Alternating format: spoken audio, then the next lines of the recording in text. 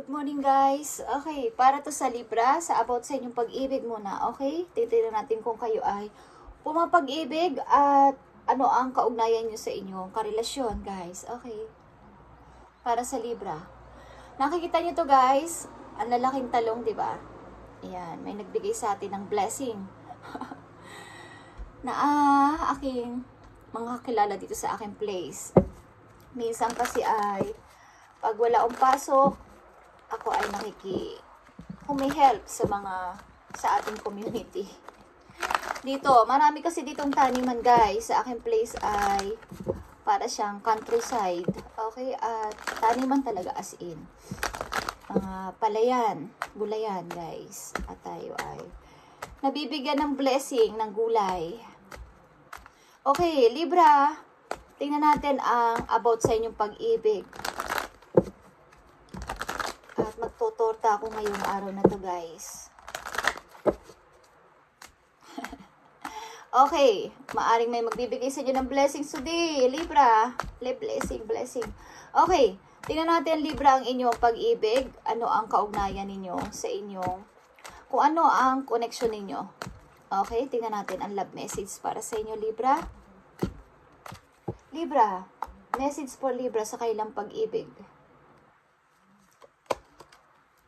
Libra, free yourself, okay, is here. You don't need to be in control of everything for a love relationship to be successful. Hindi mo kailangan magpa-control sa iyong partner o sa iyong kasama ngayon sa buhay para lang masabi mo na ang pag-ibig na to ay magsasucess o kami ay masaya. Okay, hindi mo kailangan to. Libra, free yourself. Maaring ilan sa inyo na nandito sa reading ay hindi masaya sa inyong ka-relation or nakukontrol kayo. Masaya man na masasabi but hindi nyo alam ang totoong meaning ng pagiging masaya because parang ina-admit nyo na. Ina-admit nyo na to sapagkat kayo na. Okay?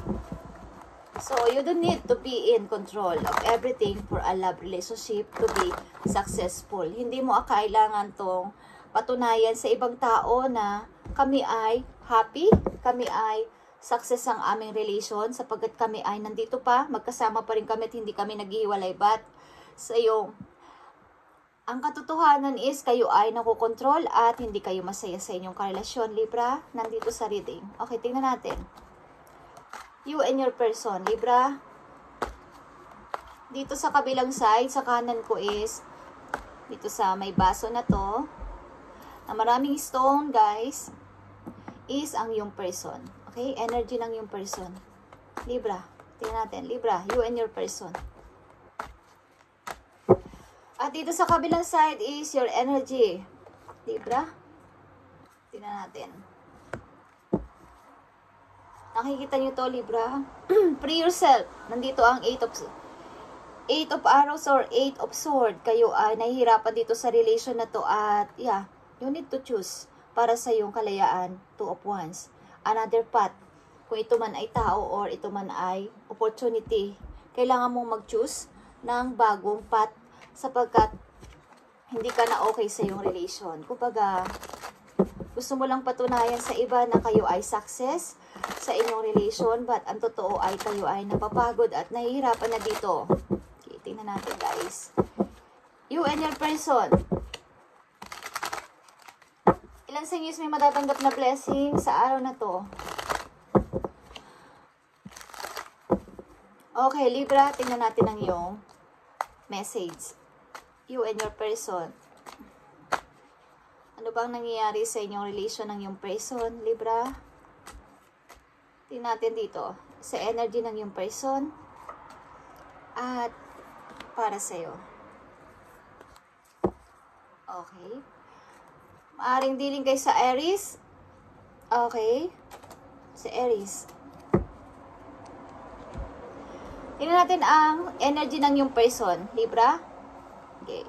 2 of Cups.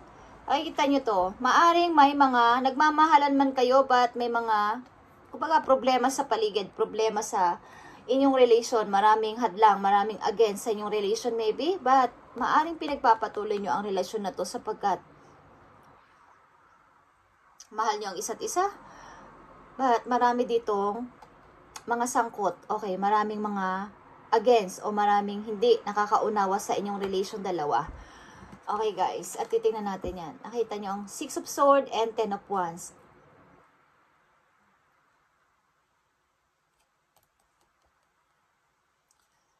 Parang ang isa sa inyo dito, ang iyong person is napapagod na rin dito at gusto na mo na maglaylo, gusto na mo na parang temporary hiwalay sa inyong connection. 6 of Swords and 10 of Wands is ang isa sa inyo dito o ang iyong person, sapagkat ito ay energy ng iyong person is napapagod siya or nakakapagod na rin ang ganito, parang pagtatagpo ng patago. Hindi ko alam kung kayo ay alam niyo nang ibig ko sabihin, okay? Is against ang lahat sa inyong relation or hindi tama ang relasyon, okay? Ito ay general reading guys. Titingnan natin yan. At ang inyong energy, Libra, nakikita nyo to? 7 of Cups. Illusion versus reality. Nandito kayo sa fantasy versus reality. Pumapag-ibig kayo but maraming offer kasi. Marami sa inyong may option, Libra, but bakit ito yung pinili ko? Bakit ito yung napili kong relation? Marami naman akong option. Marami naman akong pagpipilian. Marami naman akong dapat i-choose. Like this. Katulad na sinabi ko kanina. You need to choose one person na magpapasaya sa'yo. Nang totoo?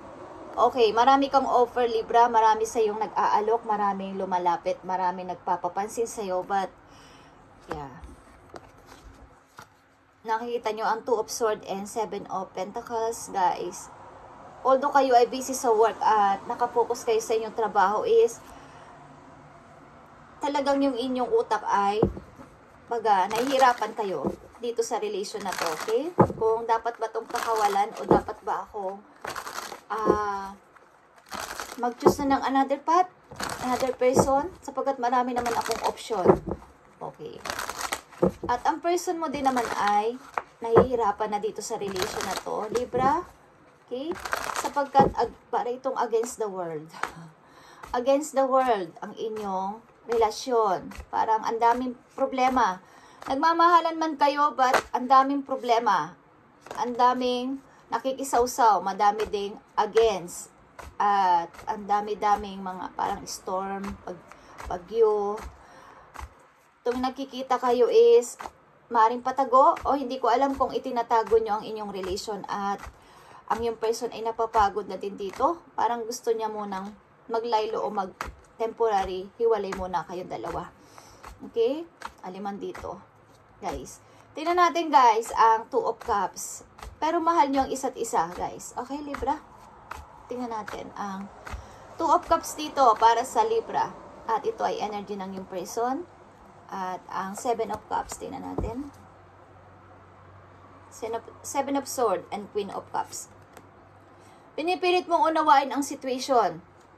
Bagamat, maybe, hindi ko alam ang person mo ko sa'yo kung nagsisinungaling o may time na kayo ay nag-aaway dahil sa isang issue. Okay? But pinipilit mo maging kalmado dito at pinapalakas mo ang iyong sarili. Okay, Libra, 2 of Cups.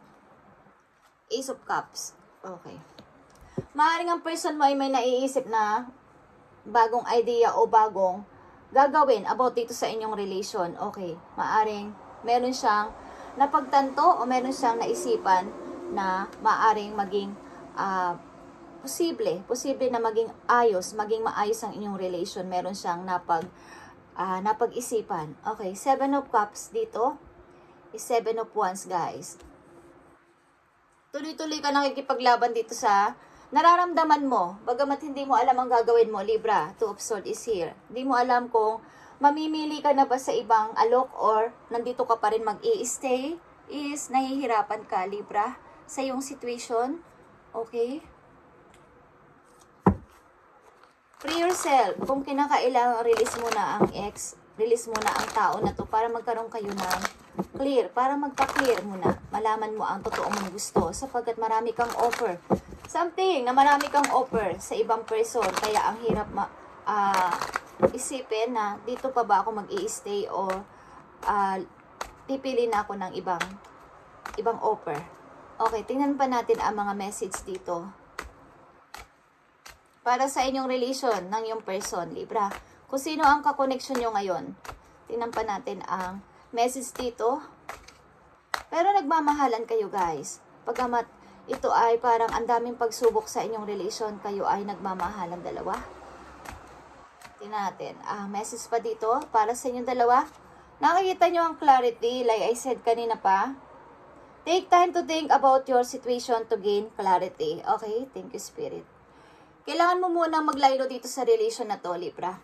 Para magkaroon ka ng clarity or kalinawan na dapat bang ipagpatuloy ko to o pumili na ako ng ibang offer. Okay? Katulad ng sinabi ko. Kailangan nyo munang i-clear ang inyong mind. At kayo ay, maaring ang tao na to din ay pinagtatanggol nyo. Kahit kanino. Okay, sa mga against sa inyong relation. Actually, meron ka dito tatlong 7 of Wands, 7 of Sword, 7 of Pentacles, and 7 of Cups. Ang ibig sabihin nito, ito ay changes. Changes talaga to sa iyong pananaw. Changes din sa mga pinaniniwalaan mo sapagkat nandito ka sa reality versus fantasies. Okay. Maaring may mga offer ka man na iba o alok ng ibang person is hindi mo napapansin. Dito, kailangan mo munang i-clear ang iyong sarili. Free yourself, Libra, para malaman mo kung ang tao ba na talaga nito ang dapat mong ipaglaban o dapat mong pag-istihan or amili ka na sa ibang offer. Okay. Tingnan natin ang mga message pa dito, Libra, sa 2 of Cups.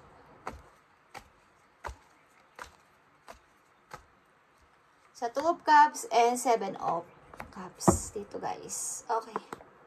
Maaring may nakatakda ditong matapos talaga, guys. Ito ay Tower. Something, pagbabago, changes, unexpected changes. At Magician is here. Okay? The Magician is here. Someone dito is nasa gitna ng good and bad na kaisipan. Okay, guys. Tingnan natin ang maaring mga message pa dito. Ang yung person is takot. Okay?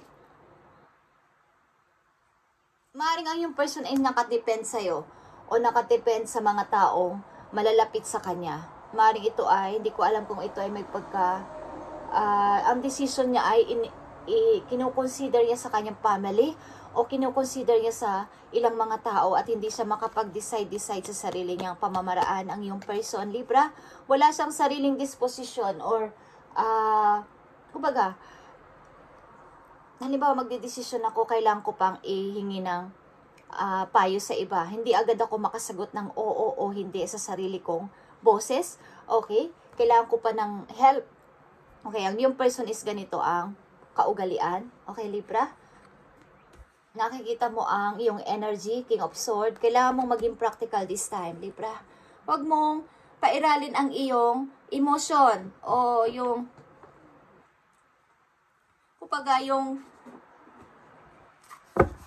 this time is kailangan makita mo ang reality, okay, na may dapat ka pang malaman bukod dito sa iyong relation na to, okay? May dapat ka pang malaman at dapat mo pang malaman na marami kang alok at may mga chances ka pa, kumbaga, may mga dapat pang mangyari sa buhay mo kaysa mag-stay ka dito sa relation na to na ang daming tutol, ang daming nangingialam, at ang person mo is walang confidence na ikaw ay ipaglaban. Okay, Libra, tingnan natin ang message dito about sa iyong pag-ibig. Maaring ito ay solution sa iyong problema or mga advice sa inyo ng inyong Archangel.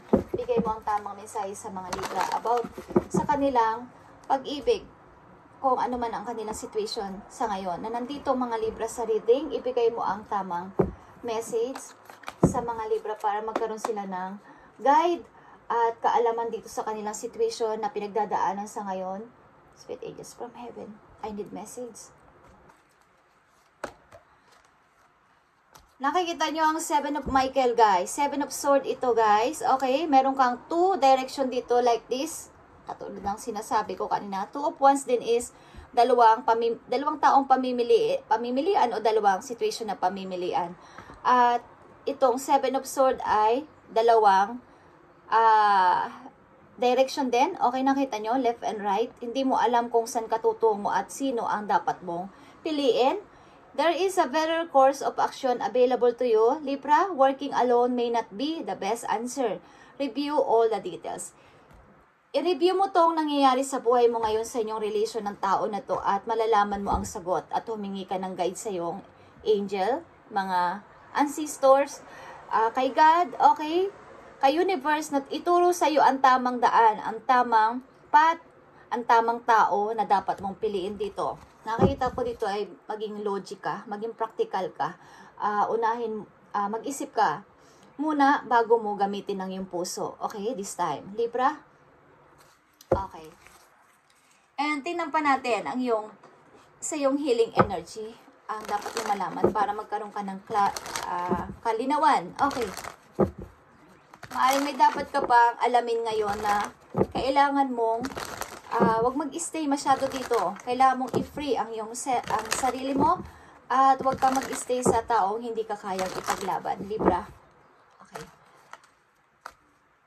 Kailangan mo munang mamili at alamin kung saan talaga at sino talaga ang nararapat na person para sa iyo sapagkat ikaw ay nakukontrol or something na pinipilit mong maging success ang relation na to bagamat hindi pwedeng mangyari pa. Okay, dapat magkaroon ka ng kaalaman, guys. Clarity.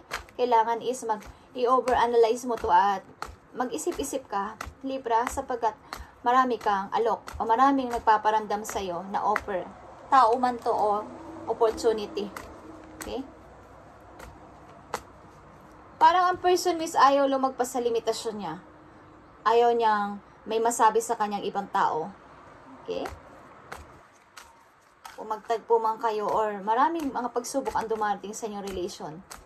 Tingnan natin ang message sa inyo, advice dito sa inyong situation, Libra. Success is here. I grow and thrive in the universe. I discover the purity of my heart and the higher wisdom that guides me towards victory.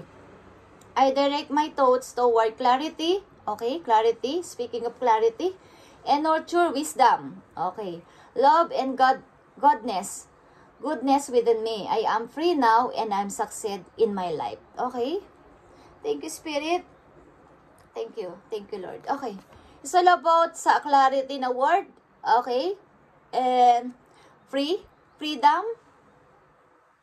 I am free now and I'm succeed in my life. Okay. Kailangan direct kang mag-isip towards sa clarity and nurture wisdom. Clarity. Okay. Kailangan magkaroon ka dito ng clarity sa iyong isip. Palinawin mong masyado. At imulat mo ang mata mo na marami ka pang dapat malaman at tanggapin na alok mula sa ibang tao kaysa nag-i-stay ka dito. Free yourself, Libra, sa relation na to. At wag mo isipin na kailangan kong kumbaga nag-i-stay ako dito para masabi ng iba na happy kami at may successful akong relation. Okay. At success is the key. Success na word, clarity, and freedom. Okay. Libra, ito ang sinasabing message sa inyo ng yung mga guidance. Okay? Magkaroon ka ng parang kalinawan muna at pag-aralan tong relation na to kung dapat ka pa mag-stay. Sapagkat kailangan mo pang may malaman at kumbaga expand, okay? Na may mga tao pa at may mga opportunity pa na naghihintay sa iyo kaysa mag-stay ka dito ng napakatagal at walang nangyayari sa relation na to at patago kayo nagkikita. Patago ang relation ninyo o kaya is against ang lahat, against ang mga relatives nyo, against ang lahat halos. Okay, para kayong binabagyo at ini-storm kapag kayo ay nagkikita. Okay. Mukhang patago. Is tigilan nyo na muna to, guys, at mag-focus sa inyong sarili. Okay? Tingnan natin ang message dito. Mari ito ay paparating, guys, na message para sa inyo, sa inyong love. Love. Pag-ibig. Okay. Tingnan natin, guys. Okay. Libra. Express your love. Go ahead and make the romantic gesture. Okay. Maaring kayo ay lumabas-labas at makihalubilo sa ilang mga tao o maraming mga friends para kayo ay, kumbaga, hindi lang naman sa love ang pag-i-express nito. Sa mga tao na kapalibot sa inyo at doon makikita at makikita ng mga, kumbaga, maraming makakapansin sa inyong kagandahan o kagapuhan pag kayo ay lumalabas-labas at ngumi-smile. Okay, makikita nilang ang inyong pagka-attractive, okay, na napaka-ganda pala ni Libra, napaka-pogi pala ni Libra, okay. So, lumabas-labas kayo, express your love sa mga taong makikilala nyo sa labas, okay. And one step at a time. I see the mountain ahead and dedicate myself to taking one small step at a time. I make progress by staying focused on my present moment, the current task, thus I regain my ace of living. Okay, Libra. Sa inyong pinakabuod ng inyong reading, guys, you need to choose ng another path papunta sa inyong bagong pag-ibig, or kahit mag-stay pa kayo dito, at least, kumbaga, unti-unti nyong imulat ang inyong mga mata na may mga offer pa ako, may mga opportunity pa naghihintay sa akin. Okay, mag-ask kayo ng help sa inyong guidance, kung saan kayo nagpipray para malaman ninyo ang bagong way na inyong tatahakin para hindi kayo maligaw, okay, ng pipiliin or pagdidesisyonan. Okay, Libra, this is your reading today para sa inyong pag-ibig ng yung person, at huwag nyo masyadong pagtuunan to ng pansin. Bagamat kayo nagmamahalan, guys, ito ay may konting obstacle o struggle sa inyong relation sapagkat parang against ang lahat at against ang mga tao. Hindi naman, wala namang pakialam kung against sa mga tao, but alam kong apektado ka dito, okay? Thank you and God bless, Libra. Bye muna for now.